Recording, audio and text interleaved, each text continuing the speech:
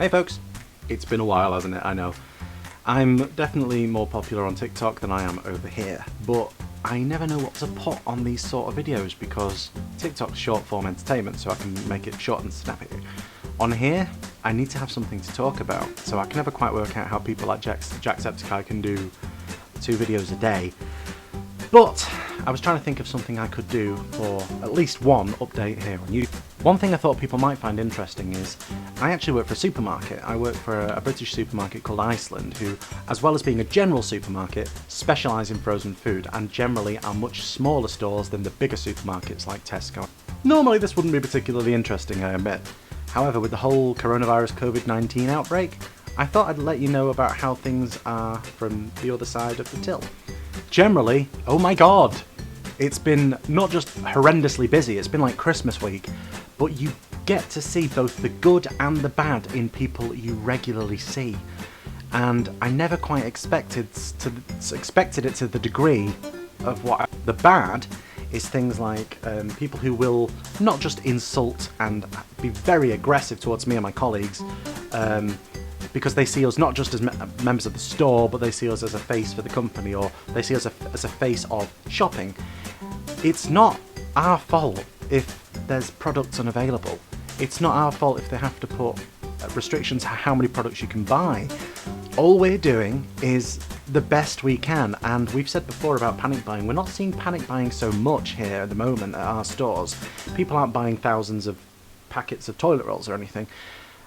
People are doing their normal shop, but because the stock isn't there, people think we just don't have anything and that it's somehow our fault and we're not putting things out.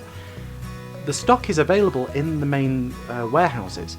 The problem is because the big run on all of the stock happened, every single store, every single supermarket, every single shop is trying to get more stock to refill their shelves after everything that's happened, and the suppliers can't keep up with it.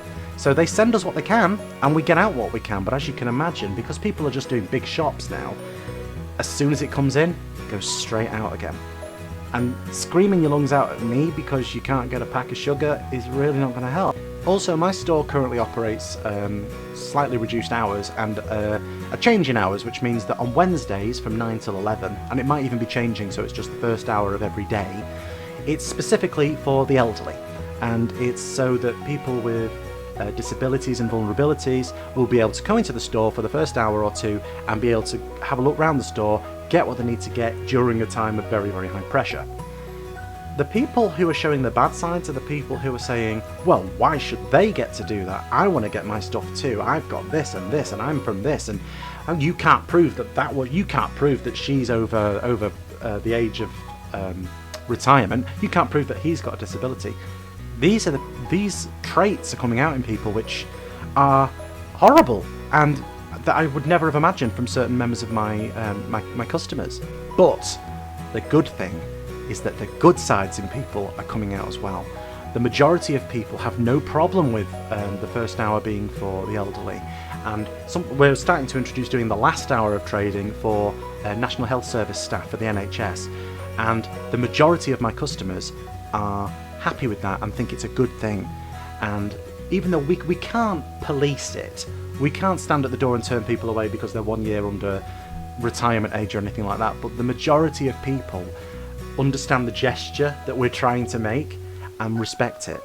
And although I've seen some unpleasantness from people because they're stressed and because they're scared, and this is little things, like I usually keep a personal hand sanitizer on me, and when I'm working on the tills at the cash point, I sometimes put it on the side so that I can just grab it and do my hands. A customer stole it,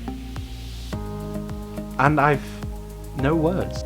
But again, for everyone who comes in stressing out and doing things like that, I'm getting the good people who are showing some fantastic acts of kindness and community, taking care of each other and saying, I'm getting this and I'm giving these to such and such a person who can't get out. Those acts and those people, the people who are taking care of each other, these are the people that will get us through times like this. They really are. And I'm happy to say that I'm one of those people as well.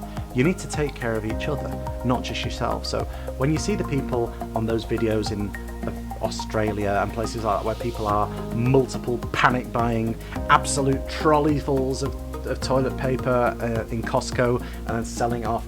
These are the people that won't do well in society. These are the people that won't do well in a general society when something's going on like this. And they're the people that we don't. They're the people that we don't really need. The people we need are the good people. You're the good people. Take care of each other. And just remember, you know, you can accept that it's scary, but you don't have to panic. You know, wash your hands, try not to touch your face.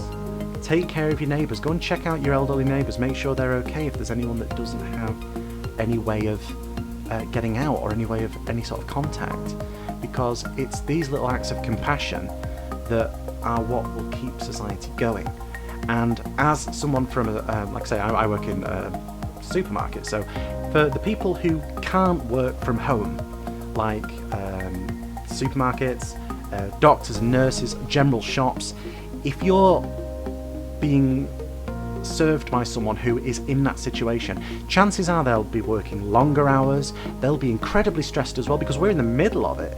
If you know, you can see people like Domino's Pizza saying, oh yes, well we can do contactless pizza delivery where you don't need to talk to people, you don't need to be in contact. We've got to close cafes because people are sat too near each other. People who are working in hospitals and people who are working in supermarkets, we have crowds of people around us all day, every day. All we can do is hand sanitize and go and wash our hands and try our best to keep smiling and keep doing our job as much as we can, because we're there to try and help you. We're there to serve you the best we can. And all we can ask is for a bit of kindness and a bit of compassion, and just think about us on the other side, because we're still people as well. I've had people saying, oh, toilet paper, I bet you guys get first dibs on it because you work here. Oh, I bet you've got some in the back. No, if I want to go and buy some bread rolls, if there's no bread rolls there, there's no bread rolls. I can't get them. I'm in the same boat as you, except I'm also still serving, and it's not helpful to be negative about it. The positivity is what's going to get us through this. So again, all I would say is just take care of each other. Remember that we're all in this together. We will get through this together, but we're all in this together. And be good. I normally would say be good and, you know, don't get caught, but be good. And wash your hands. And like I say, I never particularly know what to put in these sort of videos, so if you've got any questions or anything, or any comments or anything I can answer, either put them in the comments below or come and make them over on TikTok, because I've got more followers there, more people will see me there. I'm more than happy to answer your questions. Thanks very much. Be strong, take some deep breaths. We'll get through this. We will.